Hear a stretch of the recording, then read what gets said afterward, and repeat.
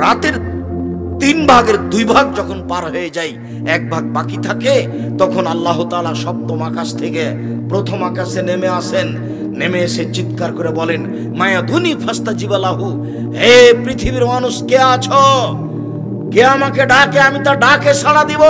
মায়াসলনি ফাউতিয়াহু, কে আমার কাছে কিছু চাই, যে যা চায় তাকে আমি তাই দিয়ে দেবো। মায়াস্তাগফিরুনি ফাগফির লাহু, কে আমার কাছে ক্ষমা ভিক্ষা চাই, আমি তাকে ক্ষমা করে দেব। তাহলে এইটা রাত 2টার পরে হতে পারে, 2:30 3টার পরে হতে পারে। তবে আয়েশা রাদিয়াল্লাহু তাআলা আনহার ওই হাদিসে বোঝা যাচ্ছে, আয়েশা রাদিয়াল্লাহু তাআলা আনহা বলেন, কানান নবী সাল্লাল্লাহু আলাইহি সাল্লাম ইসাল্লি মিন বাইনা ইয়াফরুগা মিন সালাতিল ইশা ইলাল ফজরে 11 রাকা। আল্লাহর নবী এশার সালাতের পর থেকে নিয়ে ফজরের সালাত পর্যন্ত 11 রাকাত সালাত আদায় করতেন। 11 রাকাত। ইসাল্লামু মিন কুল্লি রাকাতাইনে, প্রত্যেক 2 রাকাতের পরে সালাম ফিরতেন। তবে তার সালাতটা শুরু হতো এশার পর থেকে নিয়ে ফজর পর্যন্ত সময়ে।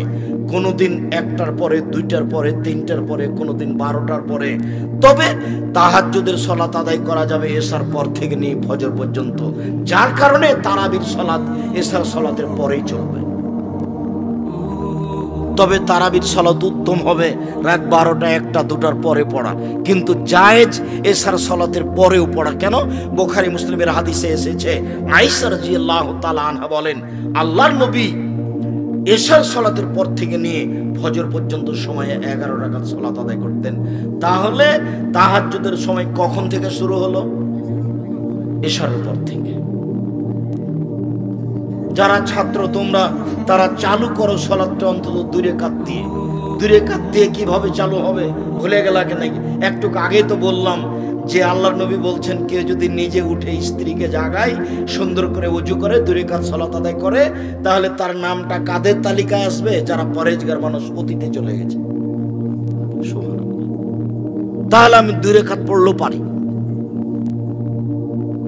আয়েশা রাদিয়াল্লাহু তাআলা আনহা বলেন, কানা নবী সাল্লাল্লাহু আলাইহি সাল্লাম ইসাল্লি মিনাল লাইলে 13 রাকা। আল্লাহর নবী রাতে 13 রাকাত সালাত আদায় করতেন। 13 রাকাত। অমিন যালিকা খামসিন বিযালিকা মিনাল বিতর, আর এর 5 রাকাত থাকতো বিতর। লা ইয়াজলিসু ফি শাইইন মিন যালিকা, এর একটাতেও তিনি বসতেন না, এক টানা 5 রাকাত। সম্মানিত দিনী ভাই বোন, আমি আপনাকে কিছু রাতের নিয়ম পদ্ধতি শিখাই। এমনিতে এখানে বললাম যে আল্লাহ রাসূল বলেছেন যে রাতে একটা অংশ আছে, ওই সময় যদি কেউ কিছু চায়, যা চাইবে তাই দিয়ে দেওয়া হবে। তবে এখানে আর একটা পদ্ধতি বলা আছে যে রাতে ওযু করে শুইতে হবে।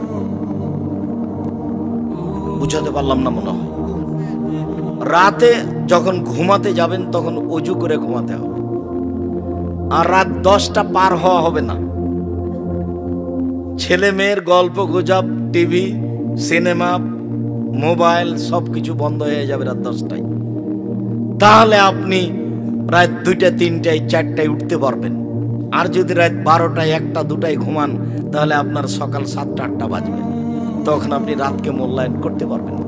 আর আপনি এই কথা মনে করিয়েন না যে আমি রাতে জেগে আল্লাহকে কিছু বলি না, সেজন্য সারা পৃথিবীর কেউ বলেন, এটা আপনি বলিয়েন না। আল্লাহ বলছেন, পৃথিবীতে হাজারো মানুষ আল্লাহর ভয়ে কেঁদে মাটিতে লুটিয়ে পড়ে, তাদের কান্নার শব্দ তাদের ভীতিকে আরো বেশি করে দেয়। নেন এবার, তাহলে আপনি মনে করছেন যে আমি রাতে উঠে কান্নাকাটি করি না, সেজন্য কেউ করে না? হাজারো মানুষ করে।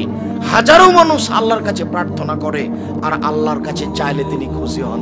যার কারণে হাত তুলে চাইলে আরো খুশি হন, খালি হাত খান ফিরিয়ে দিতে লজ্জা পান। আল্লাহ রাসূল বলছেন, ইন্না রাব্বাকুম হাইয়ুন কারীম, তোমাদের প্রতিপালক হচ্ছেন লজ্জাশীল। ইয়াস্তাহি মিন আবদিহি, তার বান্দার ব্যাপারে সে লজ্জা করে। এই যা রাফায়াদাইহি আয়ারাদ্দ ইলাইহি সিফরান, যখন হাত তুলে তার কাছে বলে, তখন খালি হাতটা তাকে ফিরিয়ে দিবেন। আল্লাহ লজ্জা পান, বড় লজ্জা। না, তুমি যেটা চেয়েছো আমি দিয়ে দিলাম, যেহেতু তুমি হাত তুলে বলছো। 5 ওয়াক্ত সালাতের পরে সবাই মিলে হাত তুলে দোয়া চলবে না, এই কথার অর্থ এই নয় যে হাত তুলেই চলবে না। যেই প্রার্থনা করবেন রাতে করবেন, অভ্যাসী হন। আমার অনুরোধ, আপনি আমার দিনী ভাই, আপনাকে আমি অনেক ভালোবাসি, আপনি আমার দিনী বোন, আপনি একটু অভ্যাসী হন, রাতে উঠে একটু সালাত আদায় করতে শিখেন, অনেক কিছু পেয়ে যাবেন, বরকত পাবেন, সুবিধা পাবেন, কল্যাণ পাবেন, শান্তি পাবেন, জান্নাত পাওয়া যাবে, কবরের শাস্তি মাফ হয়ে যাবে। আর রাতের শোয়ার সময়তে সূরা মুলক পড়বেন। মনে